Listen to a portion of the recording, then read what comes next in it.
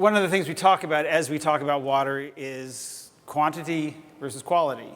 How do we deal with water issues? Which of those do we emphasize? And of course, the answer is yes.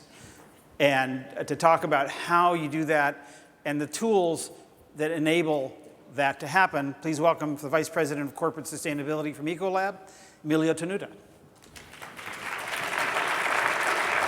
Thank you. Good morning. What I'm about to say may sound a bit like a public service announcement for water. In fact, it is. Why? We have, a year ago, all we could talk about is what was happening with the historic 5-year drought in California. This past year, we got a little bit of rain, and it's kind of dissolved and disappeared from our minds. If our water conservation strategies hinged on praying for rain, we're in big trouble, right? And so,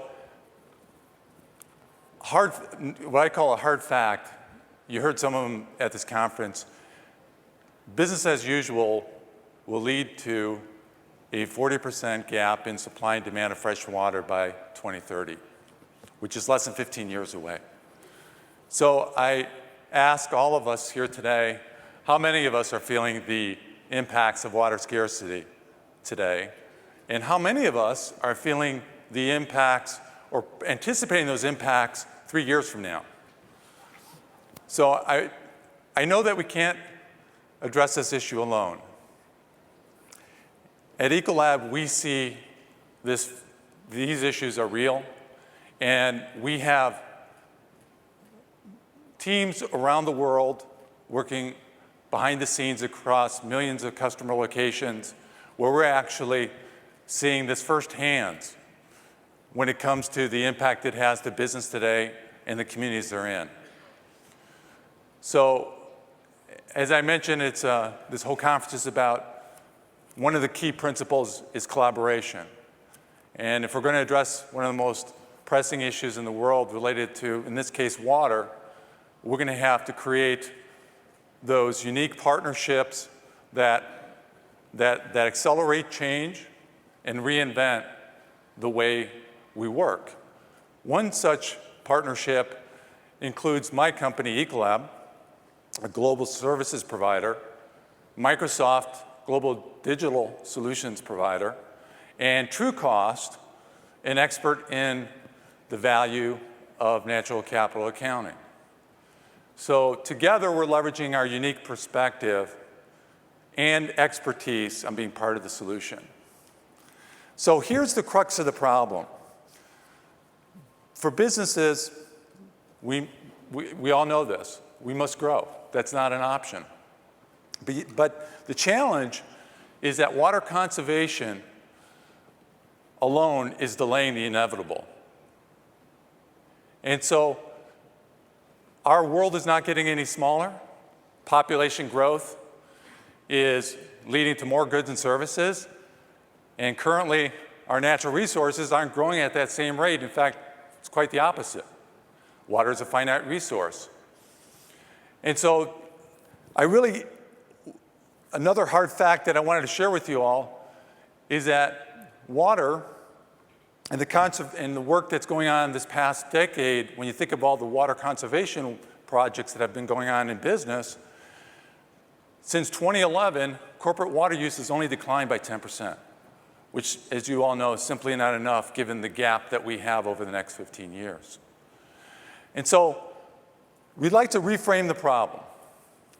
And we like to reframe the problem in that water scarcity is not only a function of quantity, as Joel talked about, but it's also a quality issue. The summer of 2012, you may recall this, the high plains of the Midwest were experiencing drought conditions, high temperatures.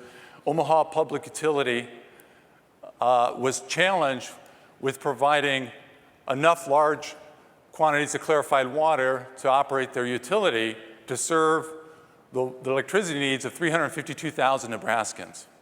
The issue, of course, as the drought stricken the area, the Missouri River source water had changed its water quality. The water quality was different. which was leading to issues where more water was needed to meet that demand. So the solution was that technology was brought into play, smart technology that allowed us to use advanced sensors and real-time information to really look at ways to optimize the water chemistry that led to 290 million gallons, almost 0.3 billion gallons of water that were reduced, obviously preserving it for the community. So we like to be able to reframe the problem, rethink that we really need to look at the water cycle differently than we ever have before, in a way that allows us to reinvent practices and operations that consider quality and quantity, and to think of water not as a consumable good, but also as a recyclable asset. So I wanted to share that with these challenges come great opportunities. Opportunities to rethink the water cycle, but to also think about ways that we can reinvent the way we practice water use in operations by not only inside and outside of the facility, by not only looking at reduce, but also reuse and recycle. And those technologies are available, although limited. And so the opportunity for us is that we have the challenge of water quality standards that vary. And we also have an issue of water being inexpensive. I think most of us know that most of us deal with water systems and water even at home as consumers know that water is inexpensive, it doesn't reflect its full value. And so next month, we're launching a tool called the Water Risk Monetizer, the next generation of the Water Risk Monetizer. It's the first of its kind publicly available tool that was first launched in 2014. In the new version, it's powered by Microsoft and TrueCost, where we leverage advanced analytics and cloud-based technology to really understand for water users the quality and quantity considerations that are required to really manage water differently. So the tool provides analytics on such things as water scarcity, water quality impairments, whether it be inside or outside of the facility, and the ability to look at the opportunity of shaping corporate water strategies and informing decisions that have to be made where you have to make the business case for smarter water management. So on the screen is a dashboard. It's the ability to showcase how a facility, by loading in some basic information on a facility, you don't have to be a hydrologist to use the tool, and that's what's really novel about the tool, is to get a quick assessment of the risks associated based on water scarcity and water quality impairments for a site-specific location anywhere in the world. It allows us to then model conditions and plot these conditions based on water scarcity and growth of a facility, which is very valuable for those multinationals that have multiple sites in multiple regions. So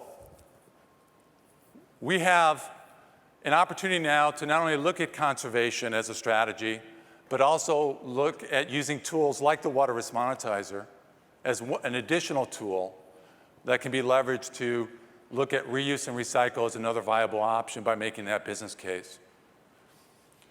Another hard fact, wastewater, when you think about the amount of reuse and wastewater, 3% of the wastewater in the world as a percent of the fresh water available is actually reused.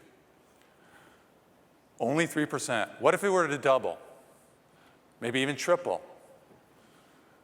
It's on all of us to help shift our actions to take water as a consumable good, from water as a consumable good to water as a reusable asset. And on March 22nd, the Water Risk Monetizer can be part of that solution. Thank you.